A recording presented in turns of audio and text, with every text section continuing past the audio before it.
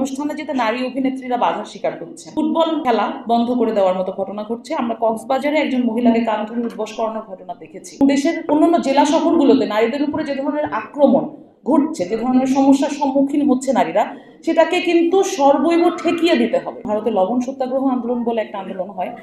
খুবই অদ্ভুত তথ্য আপনারা দেখেন, এখানে ৮০,০০০ মানুষ গ্রেপ্তার হয়, যার অন্তত ২০,০০০ নারী ছিলেন। কিন্তু ভারতের স্বাধীনতার ইতিহাসে কোথাও সেসব নারীদের স্থান আসলে হয়নি। সো ইতিহাসের এই পরিক্রমা থেকে আসলে আমার এই ধারণা অমূলক না যে ২৪-এর গণ অভ্যুত্থানে যে নারীদের সংগ্রাম আছে, ইতিহাসের পাতা থেকে তারা হারিয়ে যাবেন, বা তাদের জন্য এখনই কার্যকর ব্যবস্থাগুলো যদি আমরা গ্রহণ করতে না পারি, এইসব নারীদেরকে আসলে আমরা আমাদের যেই কিছুক্ষণ আগে একজন বলে গেছেন যে হিরো শব্দটা আসলে পুরুষবাচক শব্দ হওয়া উচিত না, এই ধরনের নানান জেন্ডার পলিটিক্স আমরা অনেকদিন ধরে দেখে আসছি।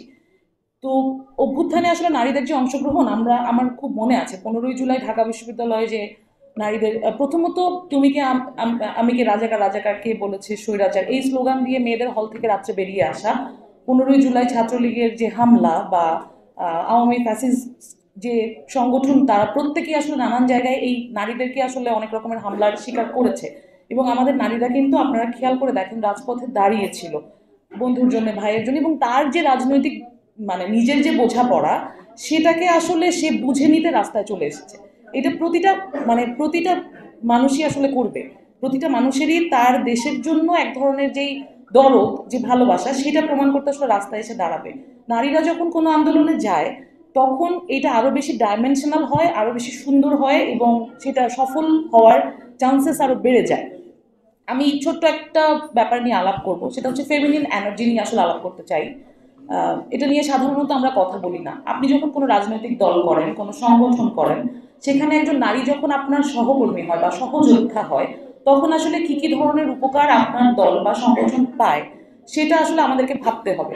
একটা নারী যে ধরনের দরদ দিয়ে একটা জিনিসকে দেখে, যে ধরনের যত্ন নিয়ে দেখে, সেই অ্যাডিশনটা যে কোনো রাজনৈতিক দলের জন্য এবং একটা দেশের ভবিষ্যতের জন্য আসলে প্রয়োজন। এবং আমরা ৭১ থেকে এখন পর্যন্ত আমাদের যে রাজনৈতিক পরিক্রমা, প্রতিটি জায়গায় আসলে নারীদের অংশগ্রহণ ছিল দেখে আমরা সফল হয়েছি, এবং ব্যর্থ যেগুলোতে হয়েছি সেখানে নারীর অংশগ্রহণ ছিল না, এটা আমরা খেয়ালও করেছি। অভ্যুত্থান পরবর্তী সময়ে আমরা অনেকগুলো ঘটনা আসলে দেখতে পাচ্ছি। একটা হচ্ছে নানান রকম অনুষ্ঠানে যেতে নারী অভিনেত্রীরা বাধার শিকার করছেন। ফুটবল খেলা বন্ধ করে দেওয়ার মতো ঘটনা ঘটছে। আমরা কক্সবাজারে একজন মহিলাকে কান ধরে উঠবস করানোর ঘটনা দেখেছি। এই ঘটনাগুলো আমরা নতুন রাজনৈতিক বন্দোবস্তে চাই না। কি কারণে চাই না? কারণ আসলে আওয়ামী লীগ যখন ক্ষমতায় ছিল, বা তার আগের বাংলাদেশের যে রাজনৈতিক হিস্ট্রি, সেখানেও মেয়েদেরকে এই ধরনের অপমানের মধ্যে দিয়ে যেতে হয়েছে। আমাদের সোসাইটিতে এক ধরনের খুবই জনপ্রিয় কথা এখন চালু আছে, সেটা হচ্ছে যে আওয়ামী লীগ থাকলে বা এই ধরনের কোনো রাজনৈতিক দল থাকলে, যারা কালচারালি অনেক অ্যাক্টিভ চেহারা গ্রহণ করার চেষ্টা করে, সেখানে নারীরা বোধহয় অনেক ভালো থাকে। এটা কিন্তু সত্য না। আমরা অসংখ্য দেখেছি যে লালনের আখড়ায় ভাঙচুর হয়েছে, যেসব নারীরা প্রস্টিটিউশনের সাথে জড়িত আছেন তাদের নানান রকম হেনস্থার শিকার হতে হয়েছে, প্রচুর ধর্ষণের শিকার হয়েছে আওয়ামী লীগের সময় নারীরা। তাহলে এই কথা কোত্থেকে আসলো যে আওয়ামী লীগ ক্ষমতায় থাকলে বা এই ধরনের রাজনৈতিক দলগুলো ক্ষমতায় থাকলে আমরা দেখি যে নারীরা বেশ স্বাধীন আছেন এবং ভালো আছেন? তার মানে এটা একটা তৈরি করা ন্যারেটিভ। এই ন্যারেটিভকে ভেঙে দিয়ে আসলে আমাদের নতুন রাজনৈতিক বন্দোবস্ত গড়ে তুলতে হবে। সেই বন্দোবস্ত যদি আপনারা গড়ে তুলতে চান, তাহলে দেশে এবং দেশের অন্যান্য জেলা শহরগুলোতে নারীদের উপরে যে ধরনের আক্রমণ ঘটছে, যে ধরনের সমস্যার সম্মুখীন হচ্ছে নারীরা, সেটাকে কিন্তু সর্বৈব ঠেকিয়ে দিতে হবে। আপনার পাশের বাড়ির সগীর, তার বউকে সে মারলে অন্য একটা লোকের কিছু যায় না আসলে কোনো সমস্যা নাই। কিন্তু আপনি যখন কোনো রাজনৈতিক দল করেন, আপনি সবার নীতি নিয়ে কাজ করেন, রাজ্যের নীতি। আপনার জন্য একজন নারী যা, একজন পুরুষ যা, একজন দলিত যা, একজন ভিক্ষুক যা, একজন মাজারপন্থী লোক যা, সকলকে আপনার সমান চোখে দেখতে পারতে হবে। সুতরাং নারীর হিস্সাকে আসলে নতুন করে যদি আপনার বন্দোবস্তে নিয়ে আসতে হয়, তাহলে আপনাকেই দাঁড়াইতে হবে সবার আগে নারীর পাশে। এটা আমার একেবারে ব্যক্তিগত মতামত। আমার মনে হয় মিডিয়া রিপ্রেজেন্টেশন এবং ডিজিটাল পলিসি নিয়ে আসলে আমি একটু কথা বলতে চাই। মিডিয়াকে আমরা দীর্ঘ সময় ধরে দেখতেছি জুলাইয়ের পর থেকেই যে নানান রকমের সমন্বয়, অমুকে হেঁটে যাচ্ছেন, তুমুকে বসলেন, এই ধরনের রিলস তৈরি করে মিডিয়াগুলো আসলে ছেড়ে দিচ্ছে।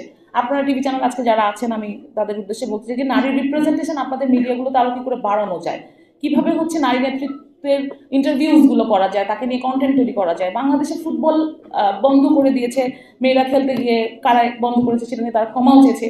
এরকম একটা ঘটনা ঘটার পর টিভি চ্যানেলগুলোতে কিন্তু 11টা মেয়ের ইন্টারভিউ যাওয়ারই কথা, কিন্তু সেটা যায় নাই, আমরা সেটা কোথাও দেখি নাই।